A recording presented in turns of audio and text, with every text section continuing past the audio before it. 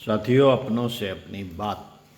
अखंड ज्योति, जून 2025, पृष्ठ 63 आपको पढ़कर सुनाते हैं। सच्ची लोक सेवा ही है आराधना। परम पूज्य गुरुदेव और माता जी की ऋषि युग में सत्ता, शक्ति, संरक्षण हम सभी को समान रूप से आच्छादित किए हुए है। बिना किसी भय, आशंका, संदेह के हमें संपूर्ण रूप से अपने लक्ष्य की दिशा में डटे रहना है। हमारे हिस्से के कर्तव्य पुरुषार्थ को और ज्यादा तीव्र प्रखर बनाने में लगाना है। जीवन की आंतरिक पूंजी को समृद्ध बनाने वाले उपायों में उपासना व साधना से जुड़ी बातों को विगत अंकों में साझा किया गया है। उसी का संयुक्त व अगला चरण है आराधना। आराधना हमारी उपासना और साधना में नियोजित पुरुषार्थ की फलश्रुति है। आंतरिक जीवन में जो कुछ भी परिवर्तन एवं रूपांतरण घटित होता है, उसकी सार्थक अभिव्यक्ति का मार्ग आराधना है। आराधना का तात्पर्य है निस्वार्थ लोक सेवा।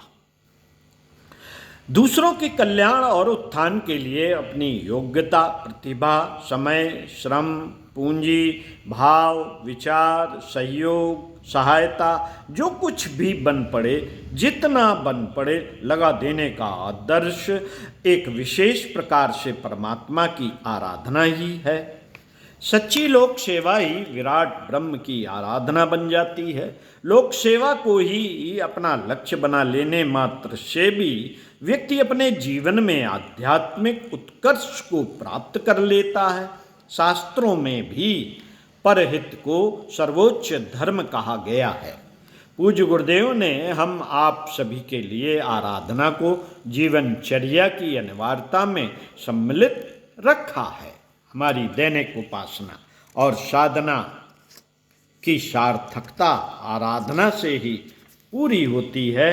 हमारे सत्संकल्पों में लोक सेवियों के लिए यही अनुबंध है कि स्वयं को समाज का अभिन्न हिस्सा मानते हुए लोक मंगल के कार्यों में जुट जाना। जब जहां जैसा अवसर मिले दूसरों की भलाई करने से न चूके। पीड़ा, पतन, व्यसन, कुरीत में डूबे समाज को उबारने का हर संभव प्रयास और पुरुषार्थ करें। यही आराधना का मार्ग है। आराधना की सार्थकता हमारे अंतः भावों की पवित्रता और उच्चतम अवस्था से है।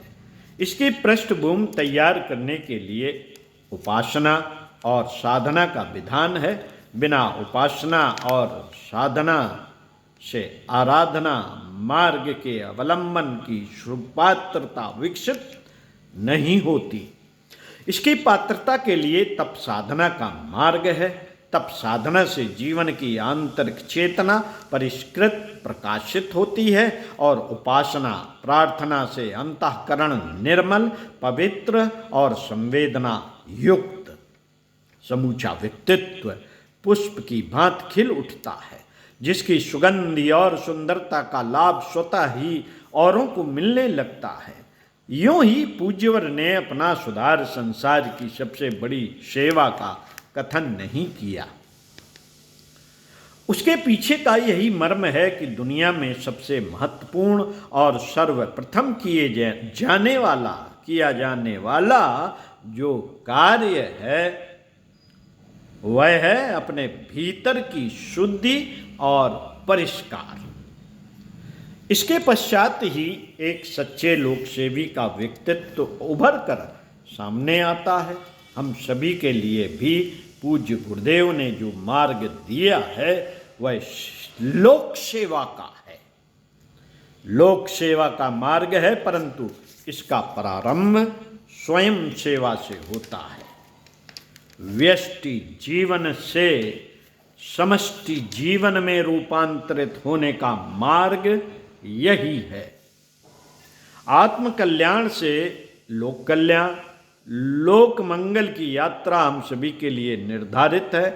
यह हमारे लिए आत्म विकास और आत्म विस्तार का सर्वोत्तम मार्ग है।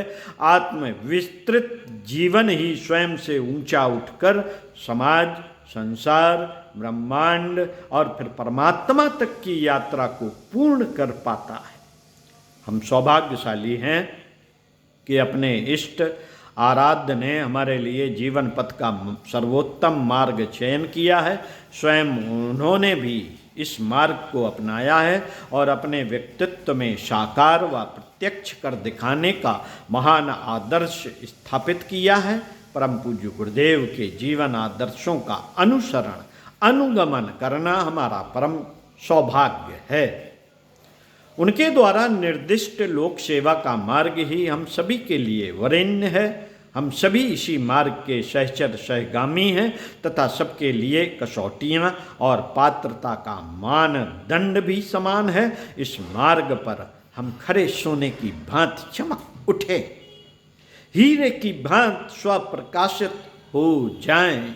यही हमारे युग निर्माण से जुड़ने की सार्थकता का प्रमाण होगा। वर्तमान की चुनौतियां और जिम्मेदारियों की दृष्टि से यह सर्वाधिक उपयुक्त समय व सुअवसर है कि हम अपनी वस्तु स्थिति का आत्म समीक्षा द्वारा ठीक ठीक सम्यक रूप से मूल्यांकन करें। देखें कि हमारी आराधना का आधार कमजोर तो नहीं पड़ रहा, पात्रता के गठन सुदृढ़ता की कमी महसूस तो नहीं हो रही, संकल्पित मन बार बार विकल्प की ओर जाने की धृष्टता तो नहीं कर रहा है। यदि कहीं कोई कमी दिखे तो अविलंब अपनी उपासना साधना की डोर को कस दें, तभी आराधना का लोक सेवा का मार्ग सद पाएगा। स्वयं को साथ अपनों का भी ध्यान रखें, स्वयं के साथ अपनों का भी ध्यान रखें। वे सभी जो हमारे सहचर सहगामी हैं, परिजन हैं, ध्यान रहे हमारे इस विश्वव्यापी विराट संगठन का सूत्र पारिवारिकता है। पारिवारिक सहयोग, साथ, सहिष्णुता, संबल, ये हमारी पारिवारिकता के परम मूल्य हैं। अतः अपने अपने संपर्क क्षेत्र, आसपास के परिचितों का भी ध्यान रखें। उन्हें पिछड़ने न दें। कहीं किसी में शिथिल पड़ने, मार्ग से भटकने की संभावना किसी की तो नहीं बन रही। यदि ऐसी स्थिति है तो उसे संभालने और साथ बनाए रखने की जिम्मेदारी भी हम लोक सेवियों के कंधों पर ही है। आपसी संवाद, सम्मान और प्रेम मार्ग को सुगम बना देता है। अपनों का संग व संबल हमारे साहस, संकल्प और प्रेरणा को बनाए रखने में अत्यंत सहायक सिद्ध होता है। लोक सेवा का, आराधना का मार्ग उन्हीं के लिए सुगम है जिनके भीतर गुरु निष्ठा, समर्पण, त्याग और सेवा की भावना प्रगाढ़ हो जाती है। आराधना की अभिव्यक्ति भले ही बाह्य जगत में जन सेवा और कार्यों, प्रयासों के रूप में दिखाई देती हैं, परंतु इसका वास्तविक संबंध हृदय की संवेदना के विकास से है। यह औरों को, दुनिया को दिखाने का नहीं, प्रत्युत अंतःकरण की संवेदना को व्यापक और विश्वव्यापी बनाने का उपक्रम है। अंतः संवेदना का, भावना का विस्तार जब संपूर्ण समष्टि में फैल जाता है तो वही भावना करुणा में रूपांतरित हो उठती है। करुणा किसी व्यक्ति विशेष, समूह या समाज विशेष के लिए नहीं होती, वह सबके लिए, विश्व वसुधा के लिए समान होती है। करुणा, प्रेम, भक्ति ये मानवीय अंतराल के उत्कर्ष की अवस्था में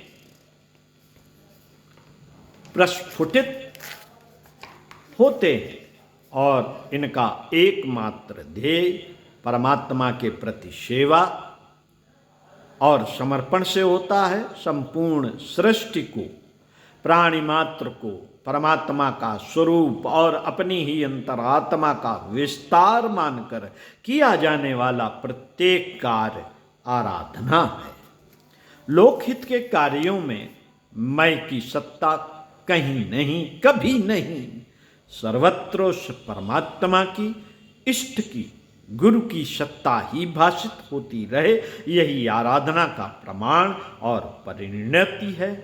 वेष्ट का समष्टि में बदल जाना, स्व के अर्थ का खो जाना और उसके स्थान पर का अर्थ अर्थात परमार्थ का आ जाना ही आराधना की सिद्धि है।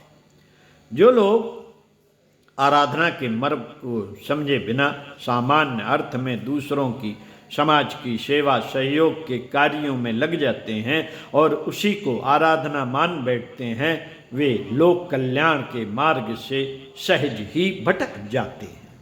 ऐसे भटके हुए परमार्थियों के सभी कार्य, चाहे समाज सेवा करना हो, किसी की सहायता करना हो या सहयोग, केवल स्वयं की प्रतिष्ठा, मान सम्मान, अहंकार की प्रतिष्ठा अथवा वासना स्वार्थ की पूर्ति जैसे निकृष्ट प्रयोजनों के निमित्त होने लगते हैं।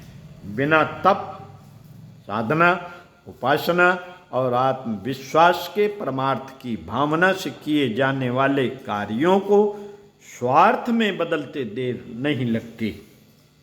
लोक सेवा में यह भटकाव, अधूरापन हमारे आत्म कल्याण और लोक कल्याण के मार्ग को सर्वथा अवरुद्ध कर अंततः पतन और बंधन का कारण ही बनता है। सच्चे लोक सेवी ऐसे भटकाव के प्रति सदैव सचेत रहते हैं और आराधना के मार्ग पर अडिग बने रहने के लिए उपासना साधना का अवलंबन लिए पूर्ण उत्साह से आगे बढ़ते हैं। उपासना हृदय की पवित्रता और संवेदनशीलता के लिए, साधना कुसंस्कारों के नाश और चिंतन के परिष्कार के लिए तथा आराधना सत्कर्मों के रूप में अंतः भाव विचारों की अभिव्यक्ति के लिए होती है। तीनों की संगति और समग्रता से ही मनुष्य में देवत्व की अवधारणा साकार होती है।